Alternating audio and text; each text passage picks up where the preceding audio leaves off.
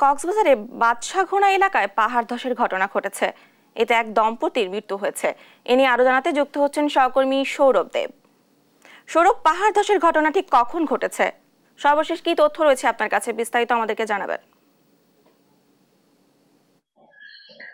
হ্যাঁ ডানা, পাহাড় ধসের ঘটনাটি ঘটেছে গেল রাত ৩টায় এবং তখন ভারী বর্ষণ চলছিল কক্সবাজারে এবং এই ভারী বর্ষণে পাহাড়ের মাটি চাপা পড়ে ওই দুই দম্পতি নিহত হয়েছে। এবং এখানে বলে রাখি যে নিহত দম্পতির স্ত্রী তিনি ৭ মাসের অন্তঃসত্ত্বা ছিলেন এবং এই ঘটনায় আসলে পুরো এলাকা জুড়েই শোকের মাতম বইছে এবং সে তার যিনি মা মমতাজ বেগম, তার ঘরে আরো ৫ কন্যা রয়েছেন এবং তিনি সত্যিকার অর্থেই নির্বাক হয়ে গেছেন এই ধরনের ঘটনায়।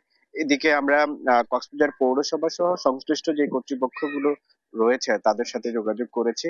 আসলে কক্সবাজারের প্রায় অর্ধ লক্ষাধিক মানুষ এই পাহাড়ের ঝুঁকিতে রয়েছে এবং তারা যেটি বলছেন, তারা বারবার আর এইসব ঝুঁকিতে থাকা মানুষদেরকে নিরাপদে সরে যাওয়ার জন্য সচেতন করার চেষ্টা করেছেন, কিন্তু মানুষ আসলে নিজ বাসস্থান ছেড়ে কোথাও যেতে চান না।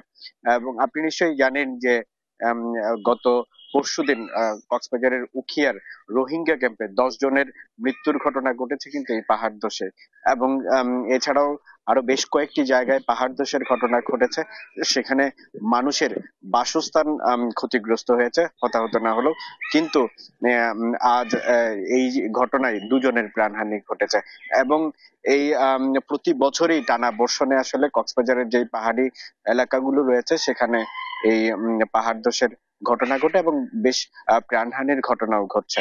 তো এই বিষয়গুলো নিয়ে আসলে বিশেষ করে রোহিঙ্গা ক্যাম্প খুব বেশি ঝুঁকিপূর্ণ এলাকা এবং এছাড়াও কক্সবাজার পৌর এলাকার একটি বড় একটি অংশ কিন্তু পাহাড়ের পাদদেশে অবস্থিত এবং সেখানে প্রায় যেটি বলছিলাম আসলে অর্ধ লক্ষাধিক মানুষ সেখানে বাস করছেন।